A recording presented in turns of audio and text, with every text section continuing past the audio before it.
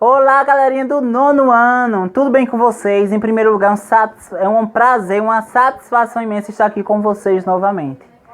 Como estarei também nas próximas aulas, sou o professor Marcos, espero que vocês estejam bem, que vocês estejam compreendendo o assunto, mas eu gostaria também de abrir algum espaço rapidinho, bem breve, que vocês retornem para mim as atividades que eu passei anteriormente, tá? Vocês podem encaminhar para o meu e-mail, vocês podem encaminhar para os seus respectivos professores. Se quiser gravar vídeo, se quiser tirar foto, pode tirar foto, fique à vontade, pode enviar para o meu e-mail. Eu quero receber informações de vocês, eu quero saber como vocês estão e como vocês estão conseguindo acompanhar aí a questão das videoaulas, se vocês estão conseguindo compreender a estrutura, bem como a questão da organização. Então, o retorno para nós é um fator muito importante. Então, vou aguardar, viu? Assim como a aula de hoje, inclusive, no final desse vídeo, você dá uma pausinha e você copia. A atividade de hoje é, na verdade, uma atividade escrita. Você vai responder apenas alguns questionários. Vai fazer no seu caderno. Tira foto e encaminhe para mim. Não custa nada. Não é só para dar uma olhada, se eu pensei que vocês estão conseguindo assimilar o conteúdo, tá? Na primeira aula a gente trabalhou o que mesmo? Isso, muito bem. A questão dos primeiros desdobramentos da República Velha, não é isso? Estou certo, o período de transição, a questão lá da bandeira, não é isso? Da abolição da escravatura, o movimento negro, a questão da desigualdade social. Então a gente já foi trabalhar tudo isso. Aí na semana passada, na segunda aula, a gente trabalhou aqui o ponto de vista, a importância do dia 13 de maio de 1888 para a questão do Brasil, para a identidade do Brasil, a questão cultural, o movimento negro, a abolição da escravatura, as leis, Lei Áurea, Eusébio de Queiroz e tantas outras leis que existiram aí nesse contexto, né? E a aula de hoje, o que vocês acham? A aula de hoje é um assunto impecável. Um assunto muito bom, tá? Eu tenho certeza que vocês vão entender, porque ele é super didático. Acredito que quase todos os historiadores, quase todas as pessoas que são fãs de história gostam desse assunto.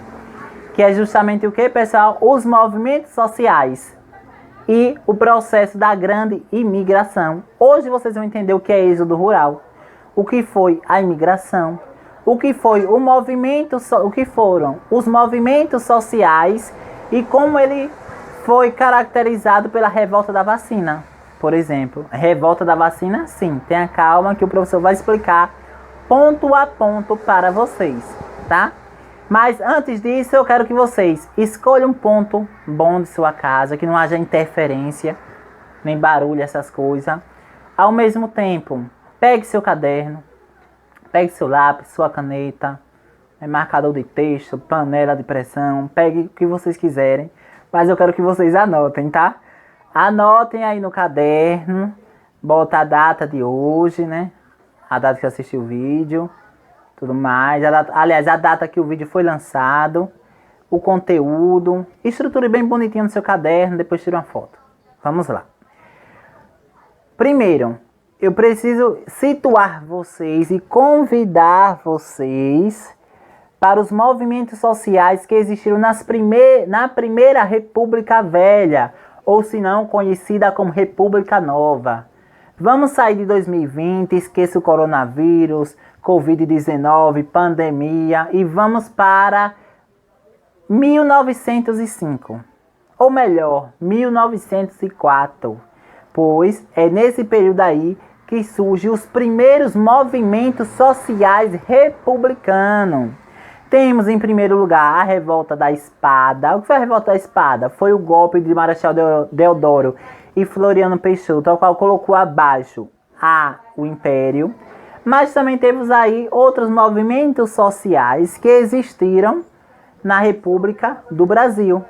Mas por que, professor, existiam movimentos sociais? E o que é movimentos sociais? Que tanto que você fala. Pessoal, o movimento social, ele surge a partir do descontentamento, de uma insatisfação de um determinado grupo de pessoas sobre uma questão social, política, econômica, corrupção, desmatamento, poluição. Então surge o movimento social, tá? O movimento social surge disso. É a junção de diferentes pessoas, de um grupo de pessoas com o mesmo objetivo. Com o mesmo objetivo voltado para a questão da igualdade, liberdade ou fraternidade. Então, esse aspecto, trazendo para a República Velha, a gente vai perceber que, lembra que eu falei para vocês que a República Velha é marcada pela corrupção, pelas oligarquias, pela questão política, lembra? Que vai ocorrer diversas fraudes eleitorais, diversas manipulações, diversos erros sociais pela desigualdade social. Então, os movimentos sociais vão existir devido a esse descontentamento da população, que vai lutar, que vai defender uma sociedade mais justa e automaticamente uma sociedade mais igualitária. Então, já temos aí a ideia de movimento social na República. Alguma dúvida? Ok, ótimo, perfeito, vamos lá. Então, dentro desse movimento social, vai existir a revolta da vacina. Professor, revolta da vacina?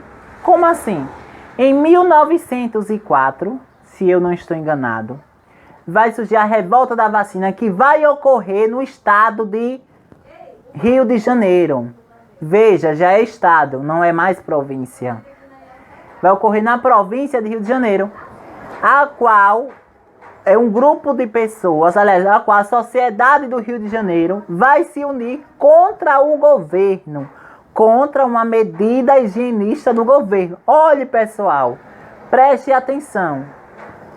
Lá no passado, e veja se tem semelhança com o presente. Olhe, uma medida higienista do governo, lá, em 1904. Em 1904,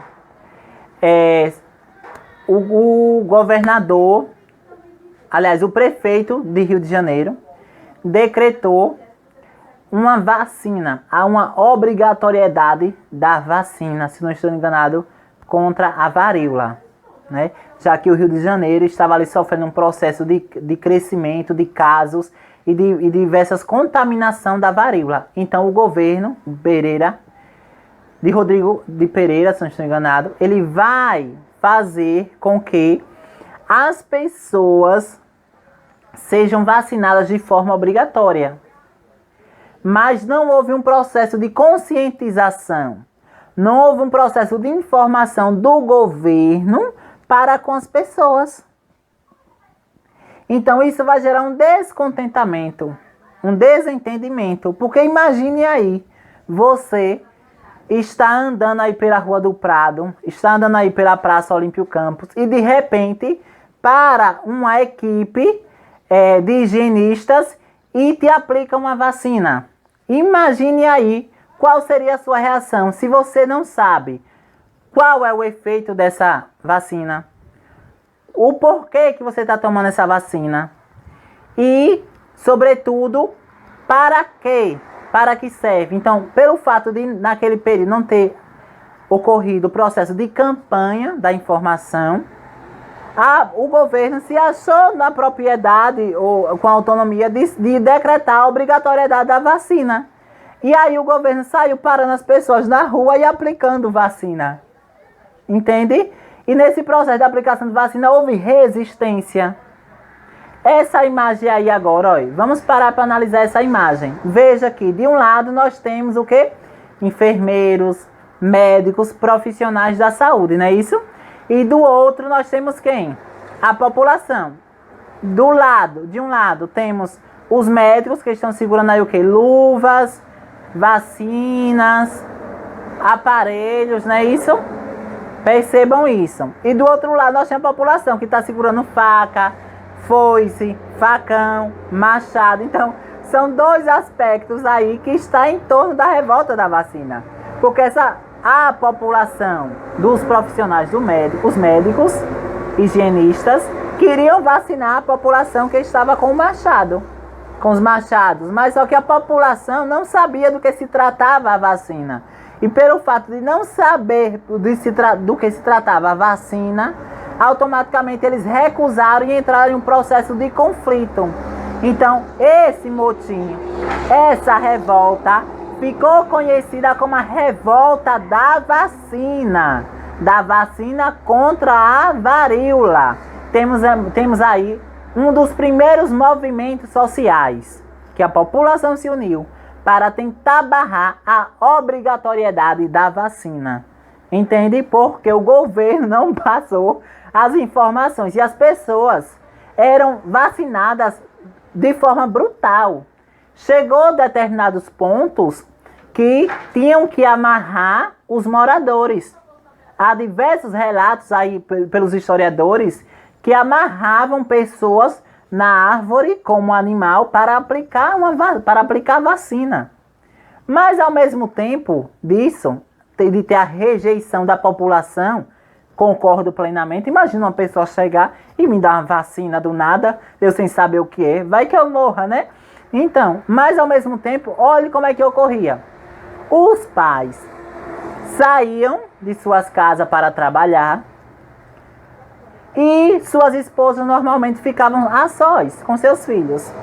Do nada, chegava um técnico de enfermagem ou alguém ligado à saúde dizendo que iria vacinar, que era preciso que a mulher se despisse, tirasse a roupa para vacinar. Qual era o marido que gostaria disso? Então temos um outro motivo, a questão da moralidade, da questão moral.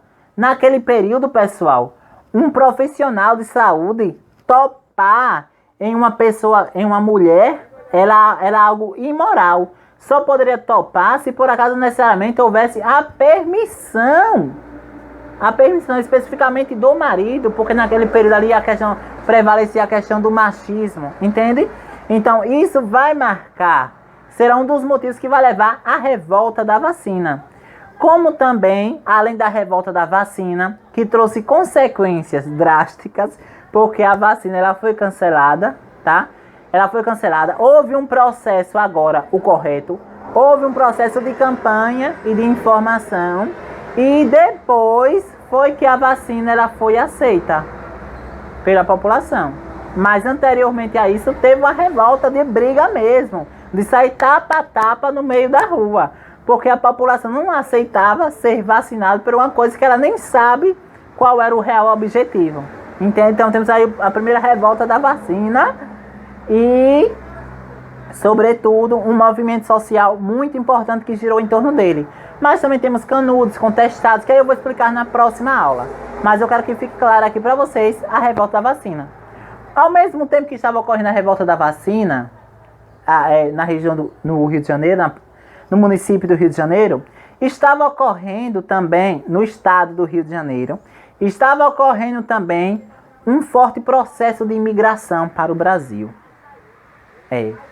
Porque os outros países, depois que receberam a notícia que no Brasil tinha acabado a escravidão, porque na prática não tinha acabado a escravidão enquanto teoria, os imigrantes viam o Brasil como um espaço de, poxa, eu vou para o Brasil, porque lá eu vou crescer socialmente, eu vou ter uma melhor condição de vida, uma melhor qualidade de vida. Então, os imigrantes da França, Estados Unidos, França, Europa, Itália, Espanha, vinham para o Brasil com o intuito, entende? De crescer socialmente, de ter din-din no bolso, e posteriormente trazer a família da Itália para cá, tá?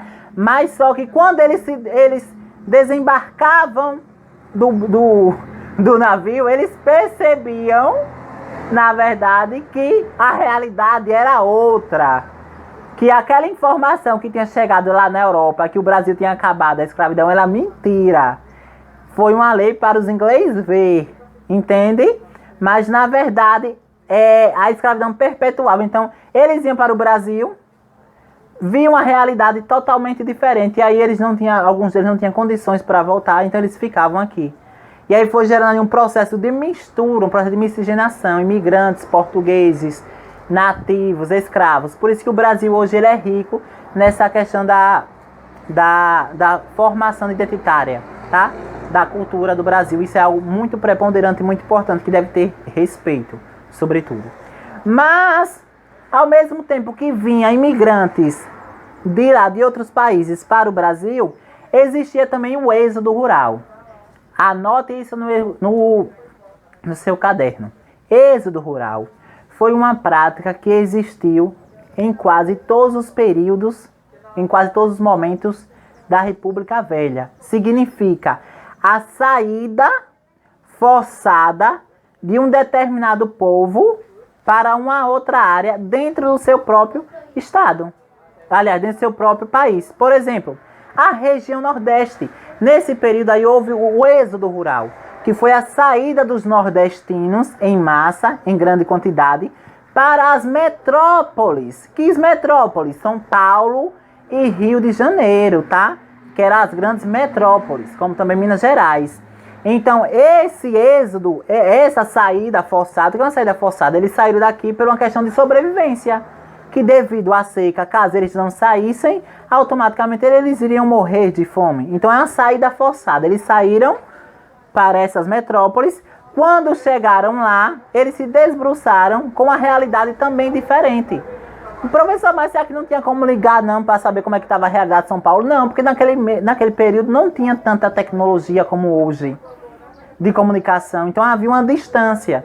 E esse êxodo rural vai proporcionar que os grandes centros das metrópoles cresçam, se formem. Por isso que hoje São Paulo e Rio de Janeiro, como também outros estados, é referência, se tratando de expansão, porque durante determinados momentos da história recebeu aí recebeu contribuição da população nordestina para a sua formação econômica, política, social e política e social.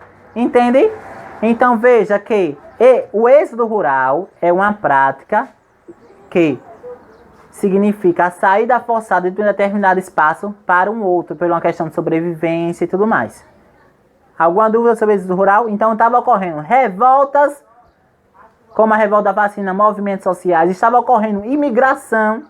Veja aí nessa imagem, por exemplo, vai ficar claro a imigração. E a imigração ela chegava tanto via navio, como também via trem. Professor, e tinha um trem da Europa para cá? Não necessariamente, mas só que dos países da América, Argentina, Chile, México, havia essa imigração também. Então vocês percebam aí nessas imagens o processo de imigração, de como ele se dava diariamente, todos os dias chegavam pessoas nos portos de São Paulo.